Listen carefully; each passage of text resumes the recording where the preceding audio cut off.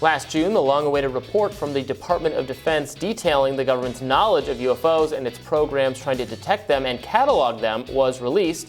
And to the chagrin of many of the subject's enthusiasts, it was a bit underwhelming. The 9-page report stated it lacked sufficient data either way to confirm or deny whether or not objects reported by U.S. service members were of extraterrestrial origin. But new information has been revealed after BlackVault.com creator John Greenewald Jr. obtained a redacted version of the classified report, and he joins us now to discuss. Welcome. I appreciate it. It's good to be here. Thank you. Yeah, thanks for joining us. So tell us, what is the new information that was redacted? What does it reveal? Sure. So we know when that report came out to us, the general public, Congress was given a report themselves in a classified setting. The unknown was exactly what it was going to entail. So I filed a case the next morning after we got the public version to get that released.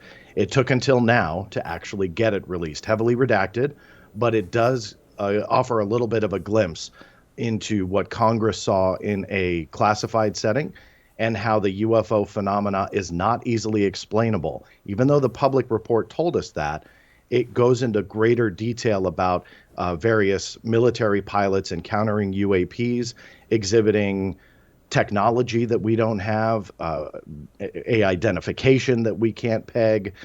This phenomena, whatever it is definitely real, and it's plaguing military pilots.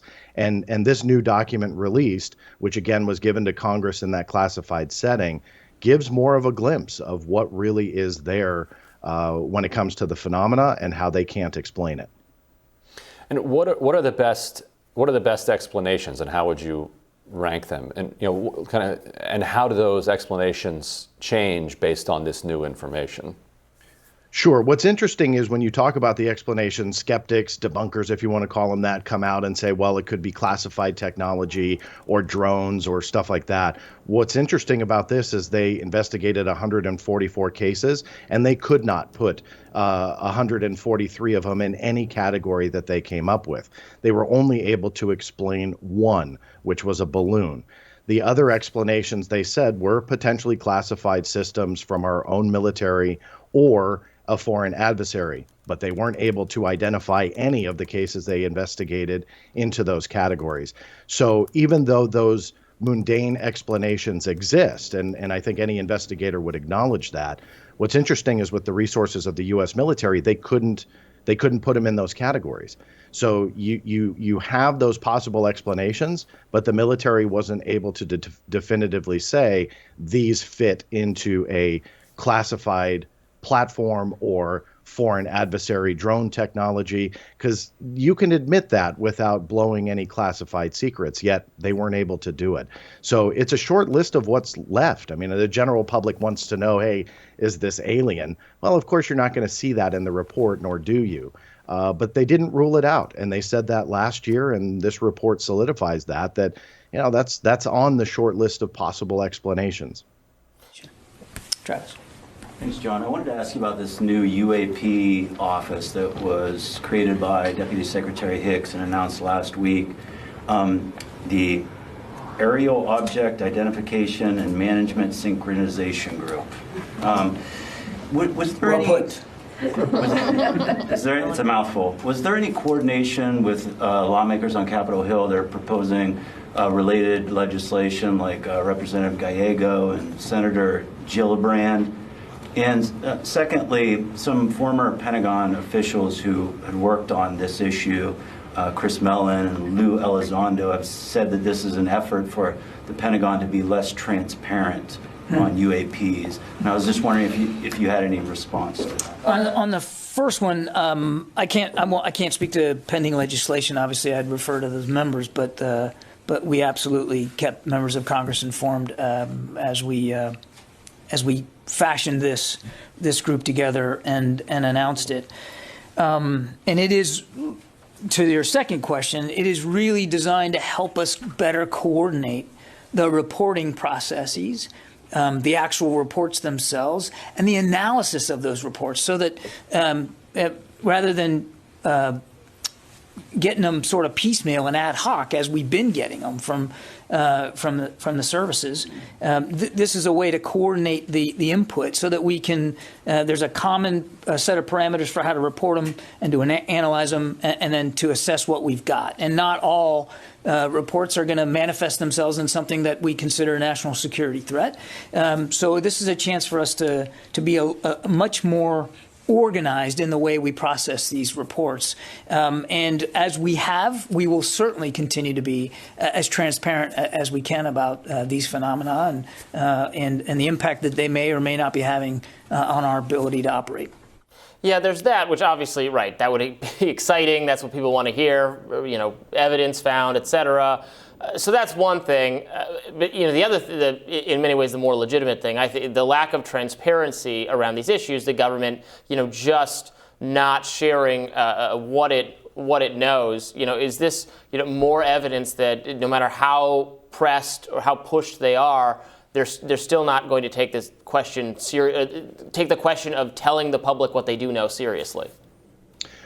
Well, absolutely. And this document, although discouraging that it is heavily redacted, absolutely solidifies the secrecy around this phenomena, whatever it is. It likely has multiple explanations, and ironically, the report reflects that as well. But it likely has multiple explanations. But the bottom line is the military and the U.S. government has a secret here, and they don't want to tell the general public about it. And you look at all these redactions, and again, although discouraging, that in itself tells a story. And when you really sit down and digest the document, some may theorize, this is just about our classified system platforms that detected whatever these craft are.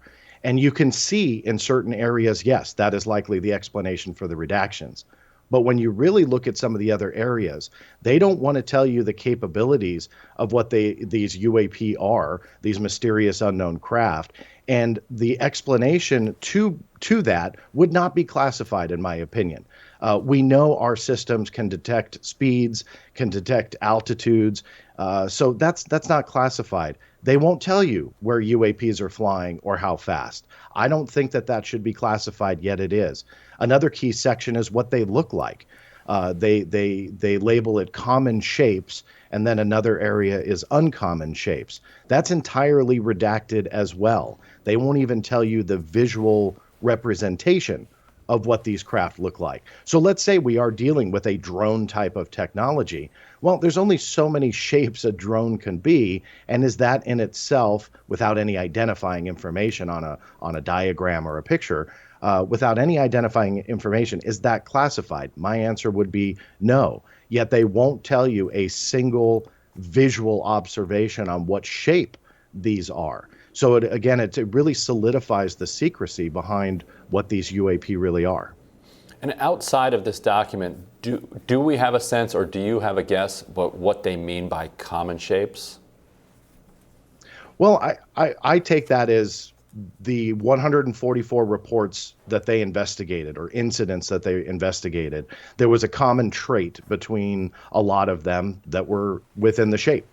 So that's how I read that. That's how I define that at this point. But of course, it's all. Yeah.